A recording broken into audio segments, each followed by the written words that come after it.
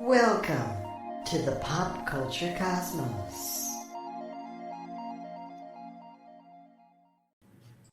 And we're back with another episode of the Pop Culture Cosmos. It's Gerald Glassford coming right back at you here for the Pop Culture Cosmos. Lakers Fast Break, Lakers latest Inside Sports Fantasy Football, and of course also as well the State of Pro Wrestling coming right back at you here. We truly appreciate you watching and listening to us every single time out. Also, big shout out to the radio stations after almost 10 years. It'll be 10 years next month of going ahead and playing the Pop Culture Cosmos. Cannot thank you enough for doing so. And if you've been with us all this time, we are immensely and gratefully appreciative of all your support, and hopefully you'll continue to do so because pop culture is hotter than ever. Got collectibles, got movies, you got streaming, you got Comic-Con right around the corner, you had Fanatics Fest on the weekend, you got all the stuff going on when it comes to pop culture, and we got it covered for you right here at the Pop Culture Cosmos, indeed. But it wouldn't be a Pop Culture Cosmos without my good friend. He is the mastermind behind so many evil corporations, as I will call it. Indeed. Go ahead and check him out today at the Plucky Gamer, Humanican Media, and more. Go ahead and check out, and also as well, go ahead and check out as far as what he's doing with all of his great collectible stuff and all the things that he's doing on social media, his Medium account, his past books, which he is posting online for you, which you can always go ahead and check out today. It is my good friend. It is Josh the Great Peterson. What's up, man? What is up? Yeah, definitely go check out the old Medium page and happyhoardercollectibles.com. We got some pre-orders up there. You're looking for the new K-pop Demon Hunter dolls by Mattel. You pick those up there. Pre-sales, they don't ship till the 30th, but definitely check that out. Talk about a year late. Those shorts. Well, it's so the dolls. The first set came out a couple months ago, but they've been sold out everywhere. So they're putting out another run of them, and then the new ones are the golden singing dolls, and so they're like the dolls. I guess they classify them as action figures, I guess, but they're same size like Barbie dolls. But anyways, these ones do all the things. They got the weapons, and they press a button on their back, and they sing too. So you like fight things while they sing. So that's the only difference. And those ones have not been released and will not come out till the 30th. Just imagine if Netflix and Mattel had been on the ball and maybe thought ahead of this thing and had it all prepped up for a Christmas run. That would have been insane, Josh. Oh, for sure. I know. I mean, I have a feeling that they'll do they'll do more than one run of these things with how many people want them. So we'll see. They'll still have them around. And I'm sure they'll have some sort of new release by the time Christmas comes out too. And then also you got to remember that probably next year, late next year, maybe, or early 2028, we'll see the sequel to K-pop Demon Hunters, and then that will liven things up even more. So yeah. Absolutely, indeed. But it is, of course, Josh the Great Peterson. Don't forget what he does out there at the Happy Hoarder, Plucky Gamer, Mannequin Media.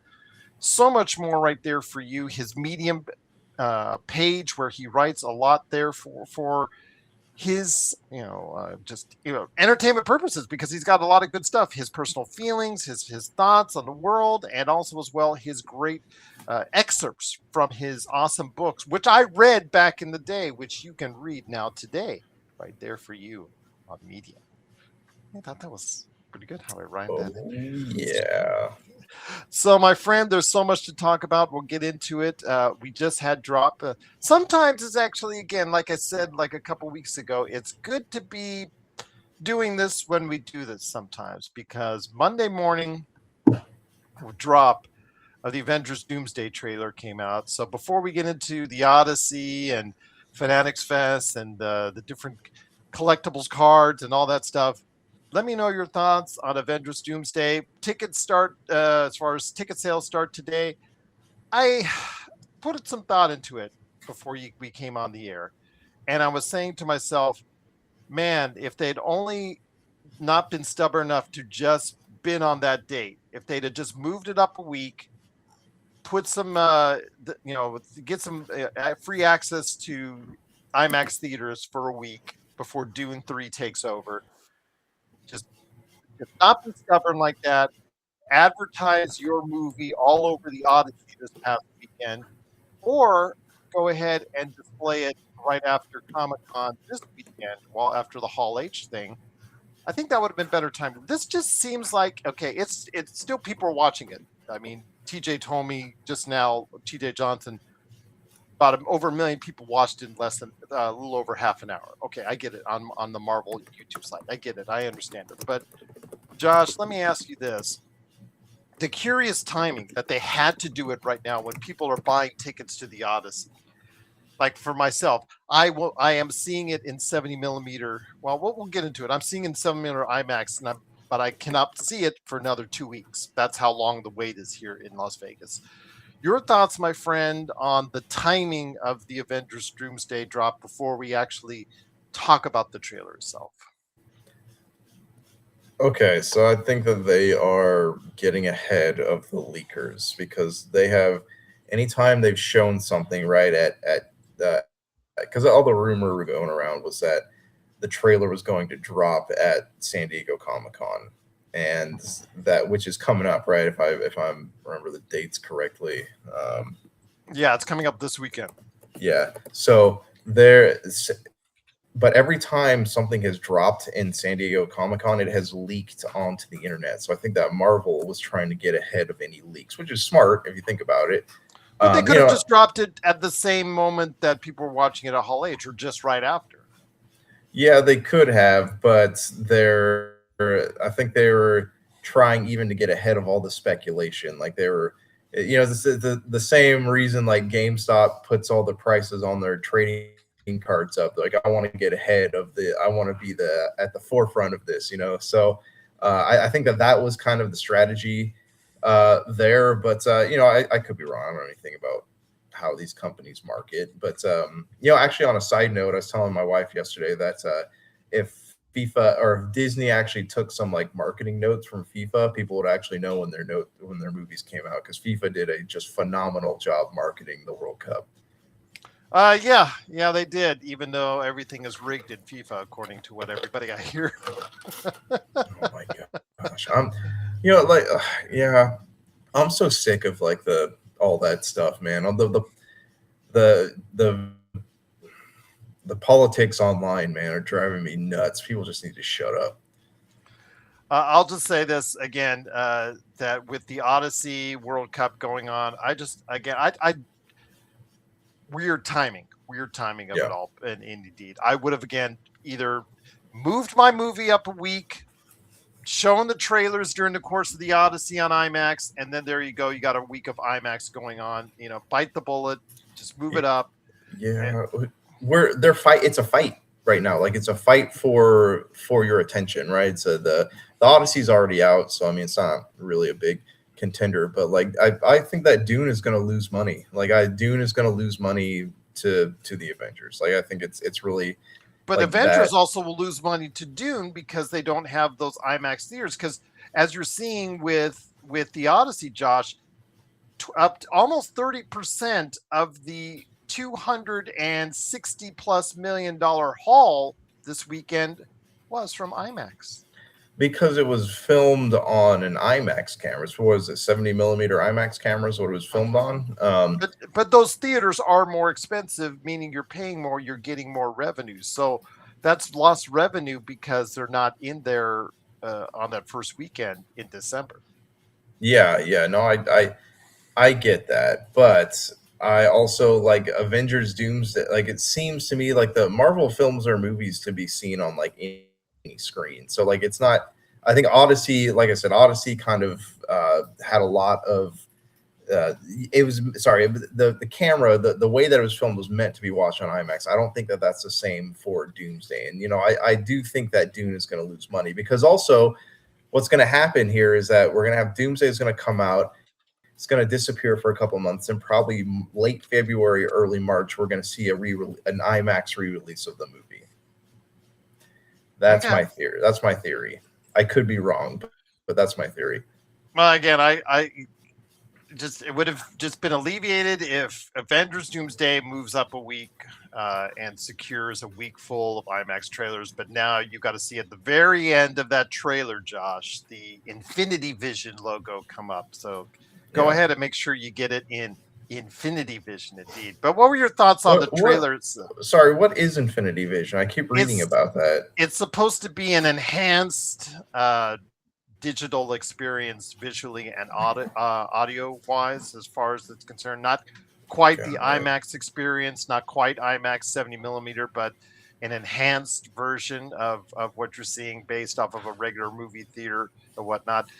Liken it to like those theaters with the extra, the DDS sound, the improved DTS sound, or the improved quality of digital audio enhanced.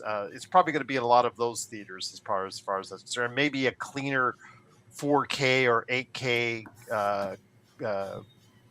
film as far as is concerned, with the actual look of the film compared to a regular theater. But I do know it's supposed to be enhanced sound and vision compared to a regular movie theater viewing. Okay, all right. Well, I'm sure. In other words, wait for the Blu-ray. Yeah, you're right. I feel like in any case, there's a plan happening, and we just don't know what it is quite yet. So, but as for the trailer itself, to answer your question, it's weird because I didn't my mind didn't fully scope what was happening with all the people that we were seeing advertised to be in this movie. And then I see them on screen and I think to myself, I'm like, actually these aren't the most exciting people to have in the movie. What is this is not it's cool, but definitely not the players I would have imagined for a big spectacle film, it was just there's a difference between reading about and seeing pictures of what's happening on screen versus what's actually happening on screen. So I Gambit, it's cool that Channing Tatum's Gambit's in there, and Thor. I always love to see Thor, but Thor and just a whole bunch. Of course, you saw as far as Fantastic Four, like you said, everything going on with who appeared last year in film. So of course we saw Black Panther. A lot of the characters relating from the Black Panther movies as well. So yeah, just quite an eclectic mix per se on that. Let me ask you a question. Do you think that Marvel is holding on too tightly to the Black Panther franchise? Because it feels to me like they just keep on putting it there, without any real heading for where that particular series is going. And I know that has a lot to do probably with Chadwick Boseman, passing away, but I feel like it needs some direction as opposed to just sticking it in movies, True, but the times that they have been able to produce movies, full-fledged movies themselves, I mean, they're billion-dollar hits. So that's one of their more popular IPs in the Marvel brand, and maybe that's what they need people. They need all this representation of different parts of the Marvel universe in order to get or ensure at least a certain level of audience participation. That's probably what I mean. It has your older Avengers, so the people like us will go ahead and see it. People who are into the Fantastic Four and the newer stuff that came out last year, they get to go ahead and see it because they see the characters there. If you're into the X-Men and you're excited for the X-Men, you get to see that. If you're excited for what you saw with Loki, you get to see that. And again, like I mentioned with Black Panther, if you're excited for what you've seen in the past with Black Panther, you get to see. I just think, again, Marvel is in a situation where they're trying to go ahead and hit so many different targets as far as who they want to approach this to try and get people to come in and see this film, because I think they have real concerns for the reception of Doomsday, because like you talked about with Dune 3, Dune 3 is, remember, the expectations on how much it makes, Josh, is not that high comparatively speaking to Avengers Doomsday. If it makes $400 to $500 million, guess what, Josh? That's around how much it's made the first two times around. Yeah. Whereas Doomsday has to make $1 billion just Well, it has to break even. It has to outdo Endgame in order to keep people interested, which I don't know is going to happen, man. But like here, what I'm trying to say though is that like Shang-Chi, like I really like that movie, you know, and I think you enjoyed it, your time Yes, with it. I thought it was a fun movie. It's probably one of the best movies of the post Endgame mix, which is not Yes. saying a whole lot. So Yeah, and it was like one of the first to come out like post COVID. So I mean, that was, you know, it had a lot riding on it. But you know, these characters of like Shang-Chi, Black Panther, I forget Suri, right, is the girl's name, and Namor. Like, it's been so long since we've heard anything about any of these characters. It just feels weird to have them in this movie. You know, like if there would have been something like more recently where they just even just like appeared in the Fantastic Four movie or something like that. Like I feel like it would make more sense to have all these characters together. But you know, and I could be wrong. Like it could fit just perfectly. But you know, you know, I did find myself at the end of that trailer though. Like I've Captain America has not done much for me lately. You know, the Falcon and Winter Soldier was okay. Captain America and New World Order was just not a good movie. You know, like it was not my favorite. But then when you know, you hear Steve Rogers' voice on Doomsday say, and I was looking forward to that one, Josh, and I was hyping up that one, and it did not deliver. It did not deliver at all. And Thunderbolts was good. I liked it, Thunderbolts, but it also did not deliver at the box office either. Also kind of a strange team to have, like, you know, present on this. But I like I said, I could be wrong. Like this movie could come out and I could eat my shoe, you know, and like I hope that it's good. I want it to be good. It's just like the you know, an outcast cast, you know. So but you know, like I said, when Steve Rogers came on screen, like I found like my mouth start to like curl into a smile, you know, like I was like, oh my gosh, like I read about this and on the news, but I want to see this, you know. Well, that's what they got you. They got you. They're trying to throw darts, Josh, at this point. They're trying to throw darts and get people to come in there. What's going on, Craig? Great to have you here.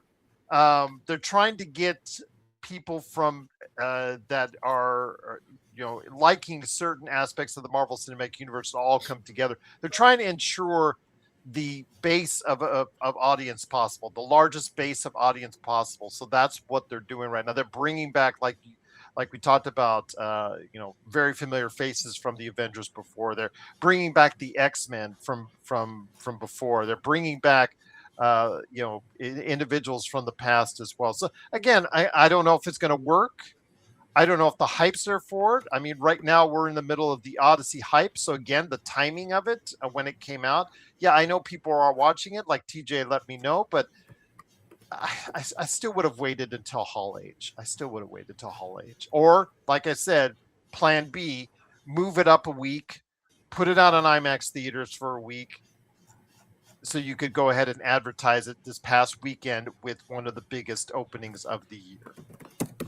Yeah, I mean, I you know, I still think that there's a plan. Like there's a plan in place. I think Disney is taking advantage of Dune owning up the IMAX screens because by having multiple releases of this movie, like they're going to have it come out in December, and then they're going to have an IMAX specific re-release. So, and I guarantee you people will go see it, because I mean, how many times did you and I go see Endgame, right? Like multiple times. I think it'll be coming out in September, I think September or October. Yeah. One of those, yeah.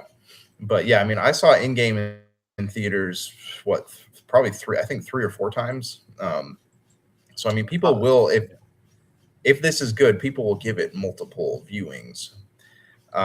Because yeah, I mean, I do think, like, if I watched it in the fall and then it re-released in March or April, I would definitely go pay money to see it on IMAX if I enjoyed it. Well, there you go. There you have it. It is, of course, the Avengers Doomsday trailer. Again, leading you in just bits and pieces of, you see Doctor Doom. You see several of the Marvel characters that you've seen strewn across the universe, whether they're from the older MCU or the newer MCU. X-Men, the older X-Men are there represented as well. Channing Tatum from the technically the Deadpool Wolverine era, as far as that's concerned, How and did he more. get there? Like how and who plays Mystique? Is it the original actress I or is it believe it Jennifer? is.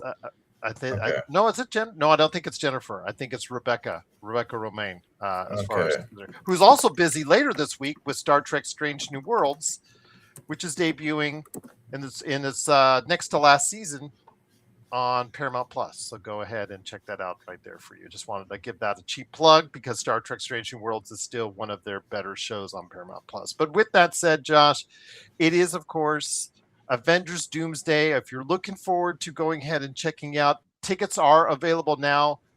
If you have a thoughts on the release of the trailer, kind of a weird day to do it, a weird time to do it in the middle of the Odyssey, just before Comic-Con, let me know your thoughts. popculturecosmos@yahoo.com or in the comments below, indeed. But Josh, speaking of the box office, the Odyssey, and I'm just going to start off with this.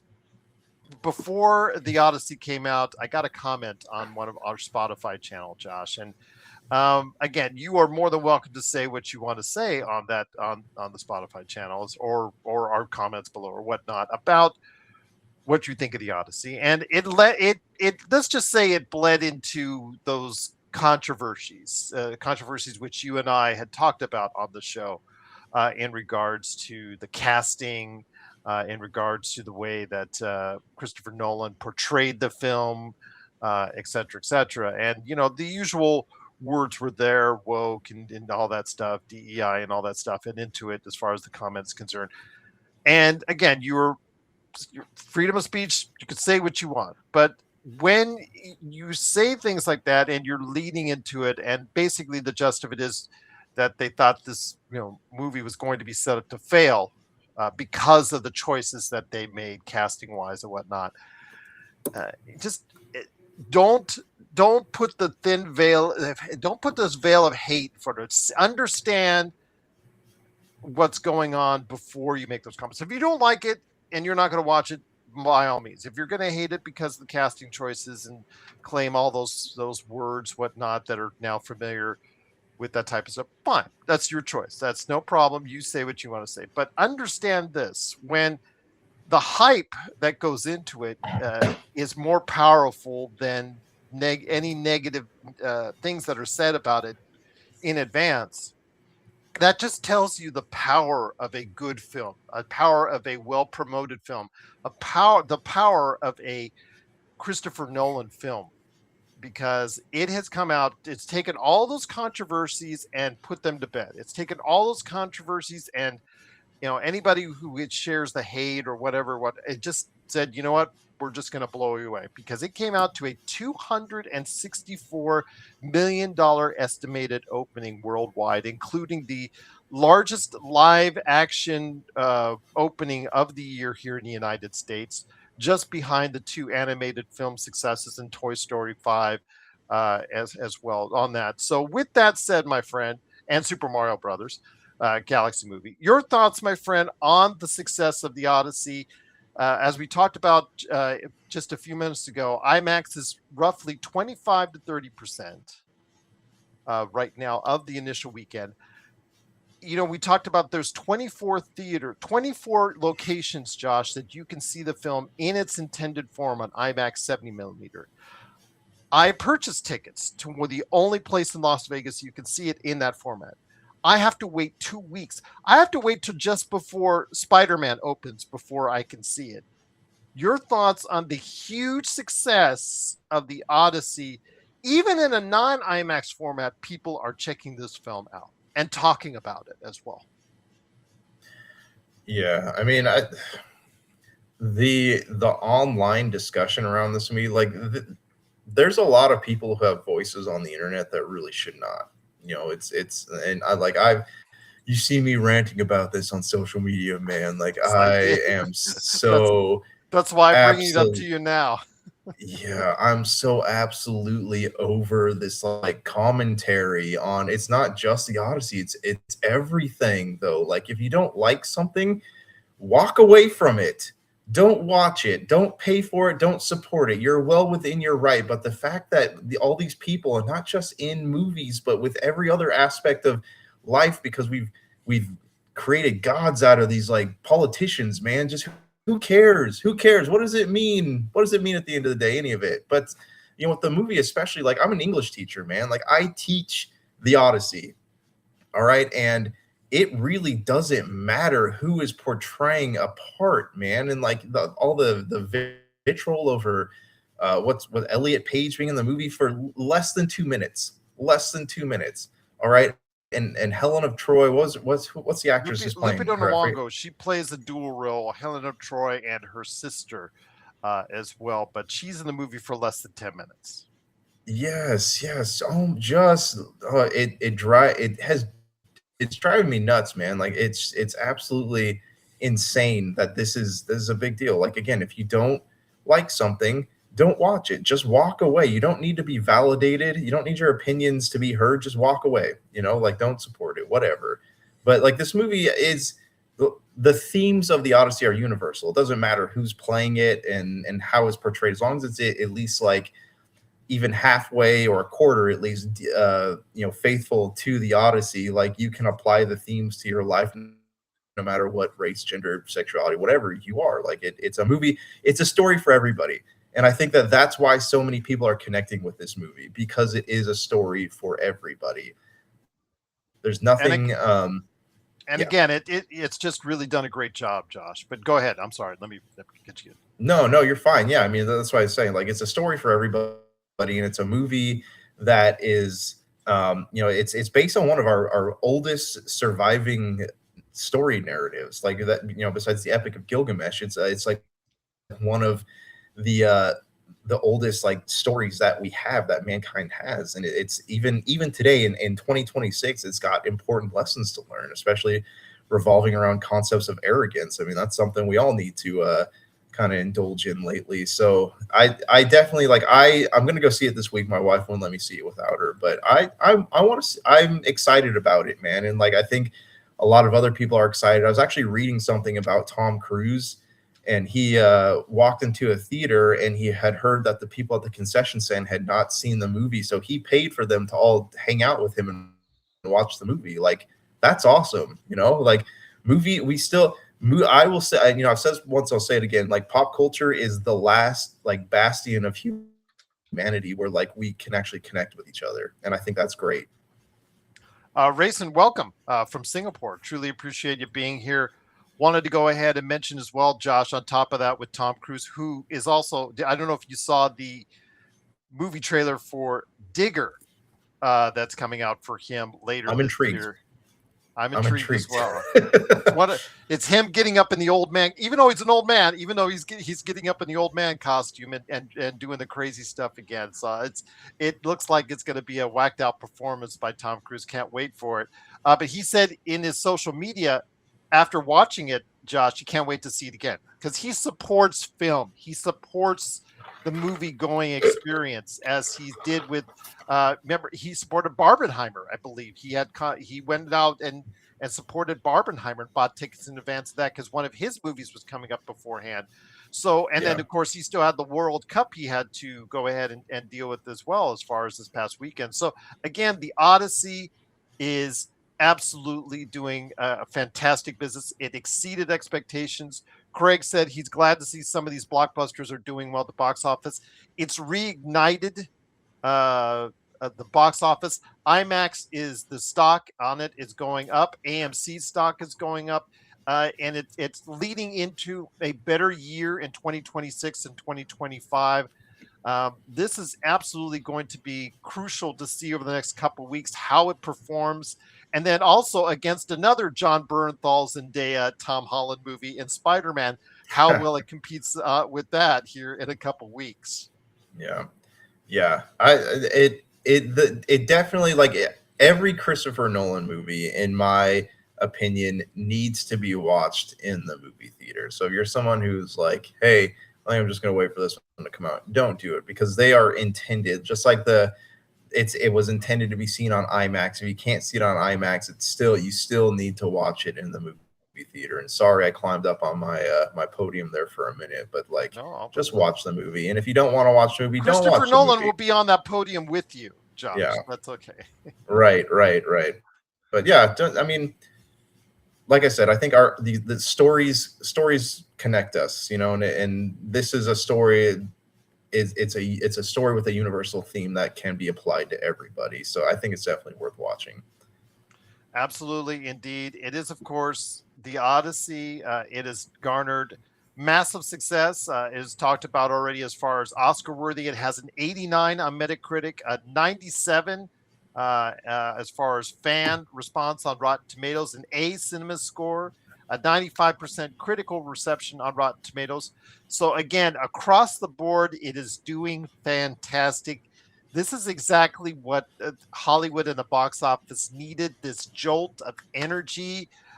Minions kind of underwhelmed to come out. We know Moana underwhelmed to come out, and we were kind of worried about what this movie would do. It's effective. The floor for the expectation was around $80 million as far as it's concerned, even though tickets for in IMAX started selling a year in advance for this film. So it's great to see. Absolutely. Craig says Dark Knight, my favorite because of villains. You know what? Dark Knight is still one of his best.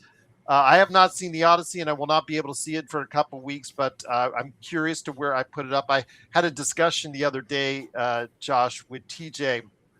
He was flabbergasted. I put Tenet and Interstellar, saying that they both are very good films, but they could probably use a little shaving, just about 10, 15 minutes. As far they do run a little long. This movie is 3 hours, so I want to see how it matches up to that. So I want to see how it matches up. But again, as someone who's watched Memento and it considers that an excellent movie, who's watched The Dark Knight like Craig and considers that an excellent movie, I'm a big fan of Batman Begins as far as it's concerned. So again, Christopher Nolan movies, he is probably the quintessential director for this century if you were to go ahead and pinpoint a director at the level of success he's had for this century, Josh. Yeah, I definitely agree. You know what's funny? Like you're talking about shaving like time off these movies. Is that I sit there and I watch Chris Nolan movies, and I wonder if the scenes are purposely dragged on so that the whatever musical piece is playing in the background has time to finish. Because if you notice that, like sometimes there'll be no noise happening in scenes until the music's over, and then it will transition to a new scene. Yeah, sound is something he's been I guess evaluated on for quite some time as far as it's concerned, the sound in his movies. And this movie nonetheless as well has been singled out for some sound things going on with this film as well, with the Odyssey. But it is the Odyssey. It has had a huge opening, $264 million worldwide in its first weekend at the box office. And with, again, IMAX being sold out, several locations, especially 70 millimeter locations, which there's only 40 of in the entire world. That's sold out weeks in advance. I should know. I'm waiting myself 2 weeks to go ahead and what? Oh, actually, I'm sorry, a little over a week now to go ahead and see it. So with that said, what are your thoughts on the Odyssey? Please let us know. popculturecosmos@yahoo.com. But before we get to all the stuff going on with the collectibles that I wanted to go ahead and touch on at Fanatics Fest, Moana, 56% drop. Josh, it looks like it's going to lose a lot of money at the box office. One last time, your thoughts on Moana, and probably it's going to go down as a serious mistake again for Disney. So I was actually talking to my wife about this week. I think that Disney got greedy with Moana.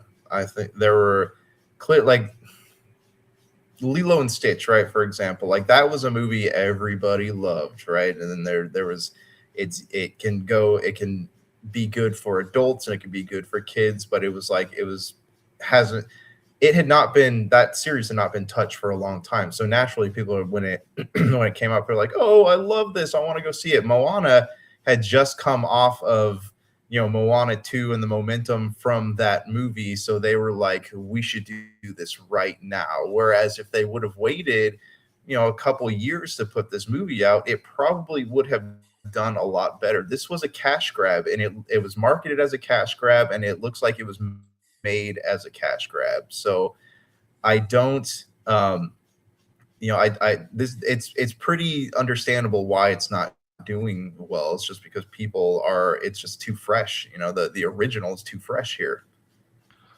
Minions and Monsters and Toy Story 5 in a virtual dead heat for third. When the final numbers come out on Tuesday, we'll know exactly who came out in third. But Toy Story 5, it looks like it's going over $1 billion here. It's already at $900 million. So that probably will end up, Josh, here in 2 weeks, the biggest movie of the year so far, passing both Mario Galaxy and Michael, which you talked about. Go ahead and elaborate your thoughts on that, because for a minute there, Josh, it went back under $1 billion on Box Office Mojo and had us all concerned. Yeah. Last week when we talked, it was at, what'd you say, 1 billion 1,000 or something like that. What was it was at 1 billion 2 million. That's the number the numbers had. But you had told me that it went back under when it went to 1 billion 1 million last week to slide over the $1 billion mark. Yeah. This weekend, the numbers had 1 billion 2 million overall worldwide. But you said that Box Office Mojo, and I checked it after you told me, it was 998. It had gone back under $1 billion. Now it's gone back.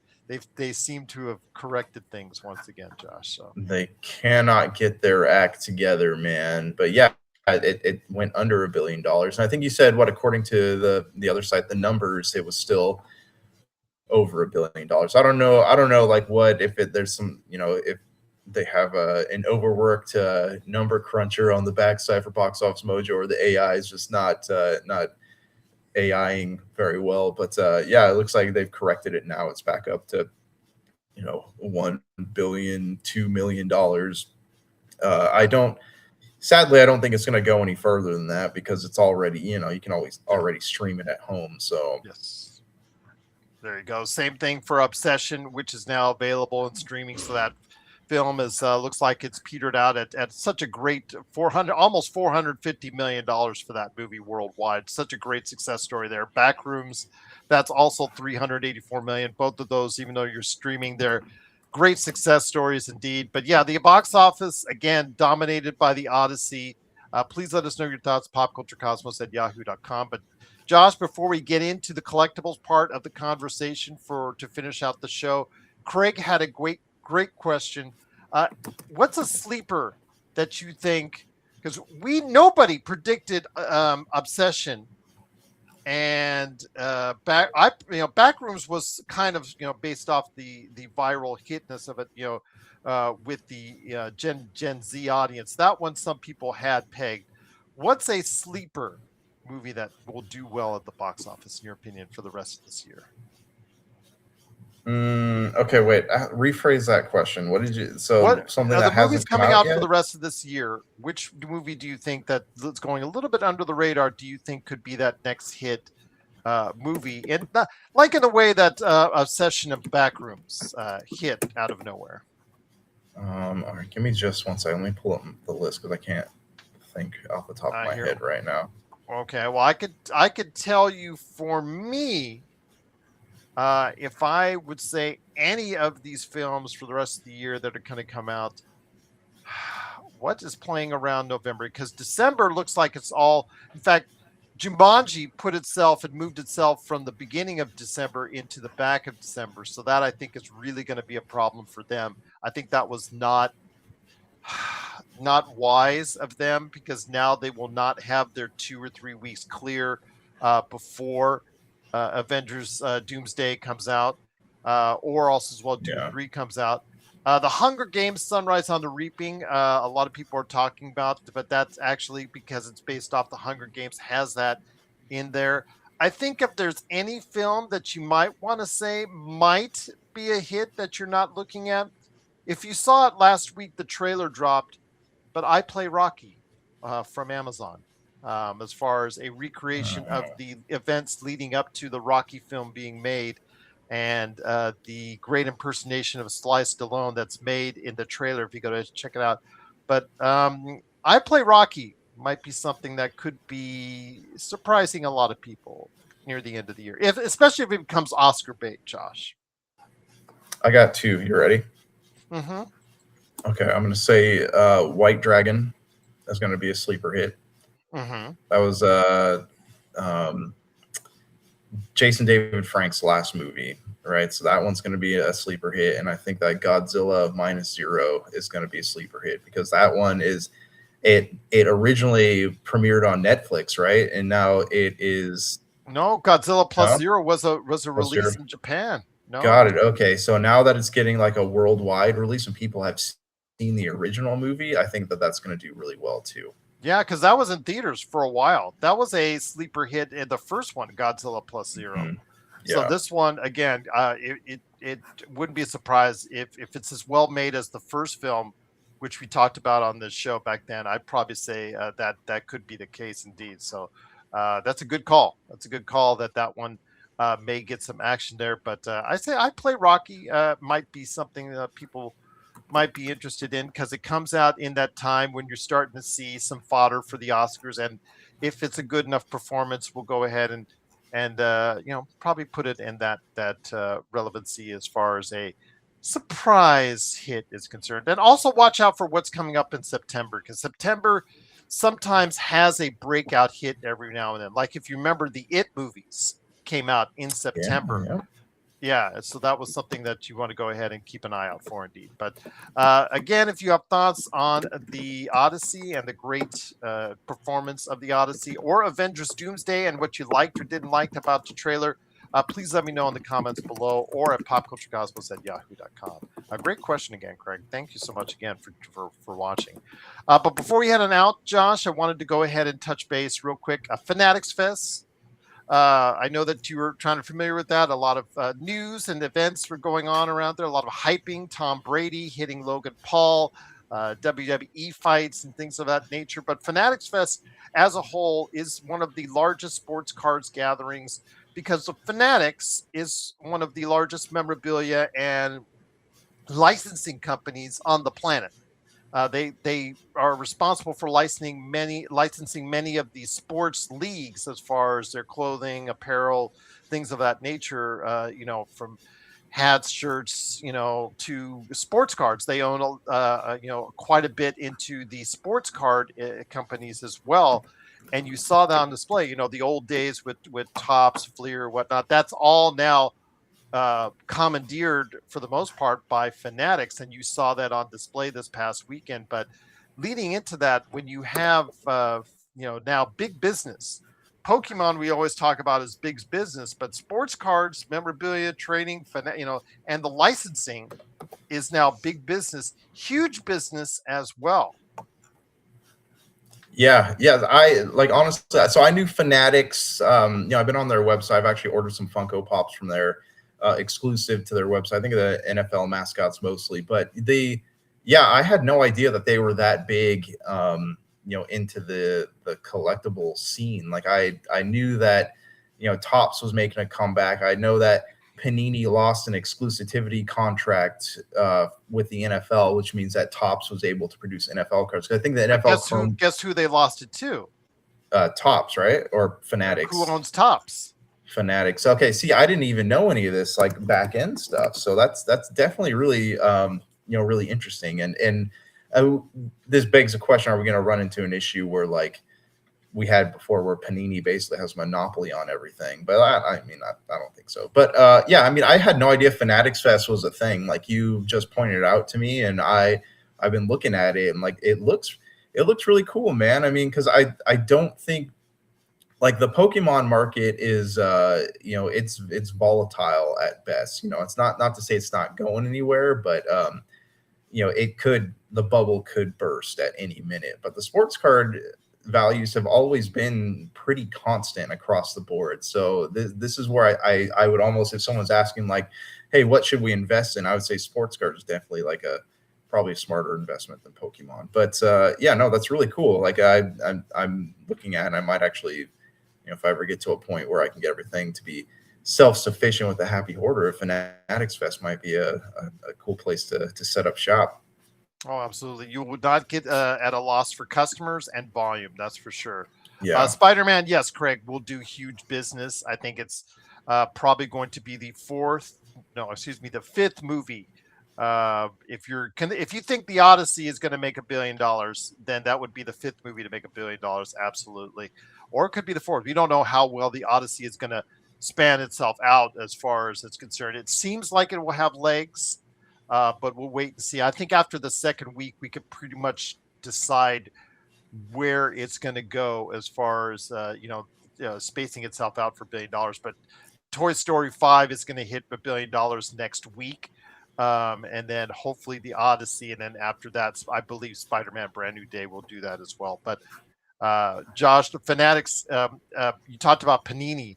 They're suing to get themselves back in the door with a lot of these sports leagues, and as far as it's concerned, because of the licensing agreements and monopolizing, for lack of a better term, that Fanatics has done to, essentially gobble up a great part of that industry. So Panini and Fanatics are in a current fight right now, indeed. So it's kind of interesting. How though? Over what though? Like Panini licensing did this, agreements.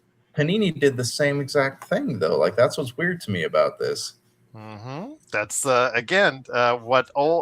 what is old is new again. When the tables are turned, and Panini a while back took over the businesses themselves as far as the sports card business, but now it's been turned over on them, and vice versa. Just I would love a more open marketplace when it comes to that. But yeah, absolutely, indeed. So again, I want to go ahead and give a big shout out to Fanatics Fest. If you got a chance to check it out, please let me know. popculturecosmos@yahoo.com. But before we head on out, my friend, I wanted to go ahead and also, if we can sneak in an MCU review as well. We're going to see if we can try and do that. But I wanted to talk to you real quick about Magic the Gathering with its Marvel set that just came out. That's been received really well. Magic the Gathering, depending on the series, we talked about last year with the Lord of the Ring card that's worth like $1 million because there's only one of them as far as the concern of Magic the Gathering being huge in the collectibles industry. But Lorcana is now making a name for itself. Remember this one earlier this decade, Lorcana, the Disney trading card game, it's Pokemon with Disney, basically with Disney characters. Essentially with that. It's so funny because this was on the racks, Josh. Lorcana was on the racks at your local department store for like $3-4 for pack and whatnot. It was just like Disney's way of just trying to, like you said, cash grabs. Right. Well, it's gotten to the point where they recently debuted a limited edition Heroines edition at a Disney stores and select Disney store locations. And there was such a huge line and a huge demand, they actually shut down the actual Disney store. The Disney Lorcana set itself, the Heroines edition, is now on eBay for like $1,400, which is a $99 collection normally. Your thoughts on Disney getting into the business now in recent years, and now finally seeing the kind of interest? And again, it's still a smidgen compared to Pokemon, but still it's eye-opening nonetheless. So my theory about all this is that the people propping these markets up are the scalpers. You have there's big companies on you can find, they're pretty active on social media, that are you pay and you subscribe to use their bots. And it's the bots, like people buying up, like, who all of a sudden bought 200 cases of Magic the Gatherings, set from like 4 months ago. It's these bots, right? Because they're creating a market that is not there before. They're propping the prices up, much like that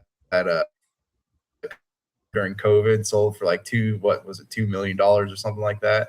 Mm-hmm. It's because people are raising the price by creating an artificial scarcity. So Lorcana is, and from what I understand, what I've talked to with people, both at conventions and at stores and stuff, is that the people who actually play these games, the Magic the Gathering players, the Lorcana players, like they're all getting really, really irritated because they cannot buy cards to fill their decks.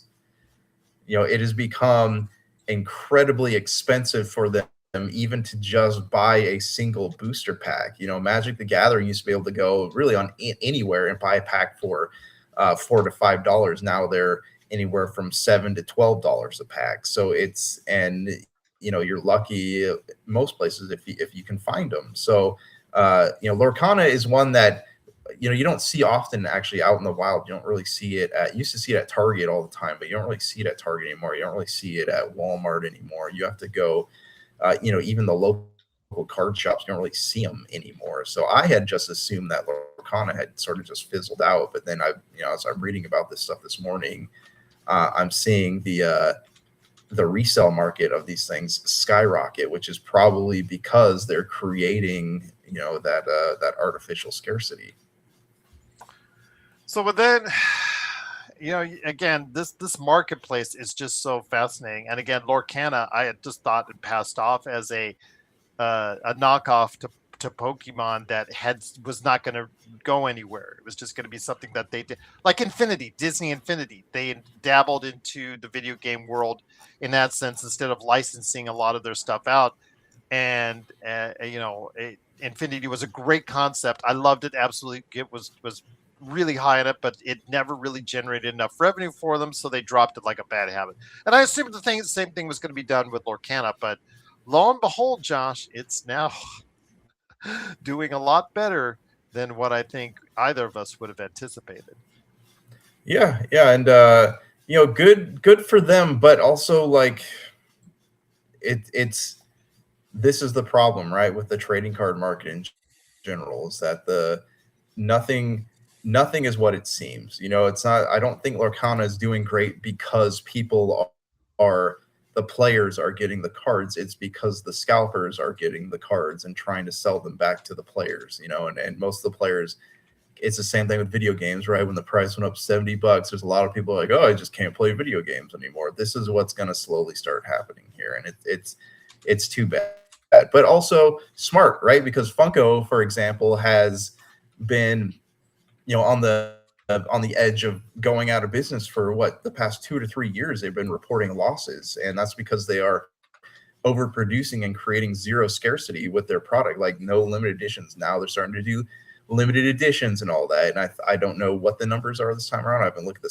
stock market numbers, but Disney is actually being smart, by putting those limited edition cards in their Disneyland Resort,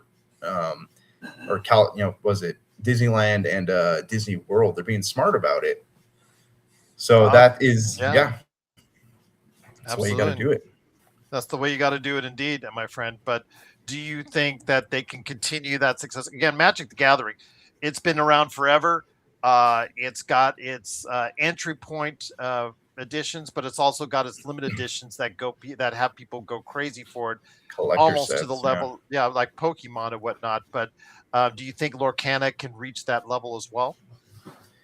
I don't think so. I think there will be, and maybe if Disney markets it correctly, but I think with Lorcana, there's not really, until somebody notices there's a limited edition holographic Goofy card that's selling for $3,000. I don't think that it's, they're going to have a lot of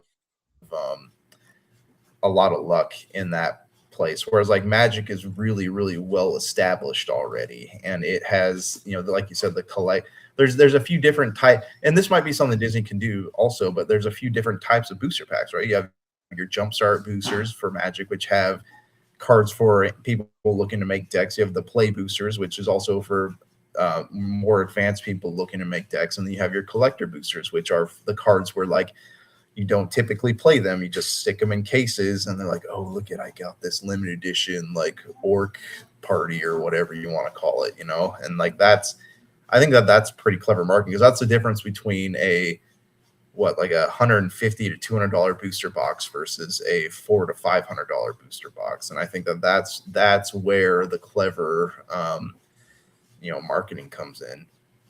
Well, if you have thoughts on the current status of both Magic the Gathering and Disney's Lorcana, both of these trading card sets have reached really nice waves of popularity, especially Lorcana, and a nice boost recently with their limited edition, and Magic the Gathering with not only entry level, but also the fact that they've delved into Marvel themselves with their own Marvel sets and more. Please let us know your thoughts, popculturecosmos@yahoo.com. But we got a little less than 5 minutes left. But what's our latest on the MCU review? We got to do it on the day that Avengers Doomsday drops, my friend. So what's the latest MCU review that you want to hit up before we head on out? Yeah, I'm pretty sure we talked about Deadpool last week, right? Yes, absolutely. I said we were just laughing in the seats, my wife and I. That's right. So here we are, Captain America's Civil War. And I will say that this was not my favorite movie. And the only thing that got people into the theaters, like new Marvel fans into the theaters to watch it, was Spider-Man. And I think that was sort of cheating. They knew exactly how they were going to hit the buttons on it, see the new Spider-Man, see Tom Holland in his first performance.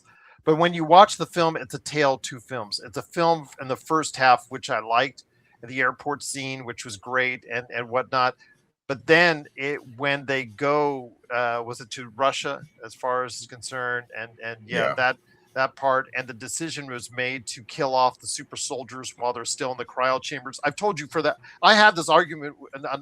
I had this soapbox that I went on the air with you, that how mad I was when we watched it and we saw the fact that, again, just the fact you had this whole storyline of super soldiers you could have gone against, and you chose to just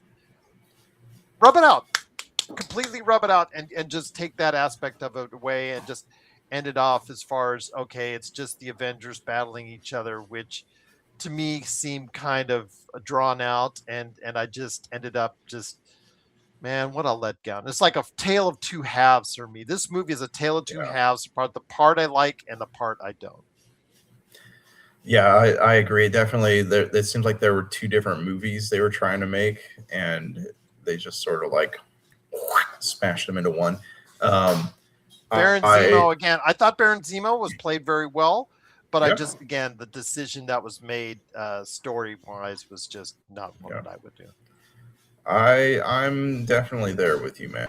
But and also, like, the Civil War comic arc was massive, right? It expanded over, I want to say, over 25 different series, and it ran over several months. So it seems to me like trying to take that particular story, and put it into a 2-hour movie was just a really, really missed opportunity, because they could have waited. And I guarantee you, there was, even back when that came out, there was some projection, out there about possibly acquiring Fox or reacquiring these properties that we had been, saying, oh, it'd be cool if we got to see these guys on screen together, and here we are. But if they would have waited and actually did the Civil War story properly, which is a lot more tragic, a lot more interesting, right? There's definitely a lot more substance to that story than what was in the movie. And in the movie, like, there's literally besides the superhero or vigilante registration act or whatever they call it, I don't remember. That's really the only thing from the comic arc in there. So if they would have just waited or called it Avengers something else, not a Captain America Civil War, but if they would have just waited, they could have made it like an event film that moves beyond the scope of even Endgame, in my opinion. Yes. Well, there you have it. What you Absolutely. Said. So where are we headed to next, my friend, on the MCU review? We are headed into X-Men Apocalypse. I think that's actually the last X-Men movie I watched. I don't think I ever saw Dark Phoenix. Oh, there you go. You're saving yourself a lot of time. I'll leave it at that. Josh, it's been a great episode. Any last thoughts before we head on out? No, actually, I would love if you guys went to see the Odyssey and actually like emailed just short blurbs, little reviews about it to us, and we could read them online, because I'm curious what actual people without actual bias thought about the movie. Absolutely. Let us know your thoughts on the Odyssey right there down below in the comments, or at popculturecosmos@yahoo.com. So for Josh the Great Peterson, this is Gerald Glassford. It's another beautiful day in paradise right here in the Pop Culture Cosmos. We thank you for listening. And here's hoping you have yourself a great day. Welcome to the Pop Culture Cosmos.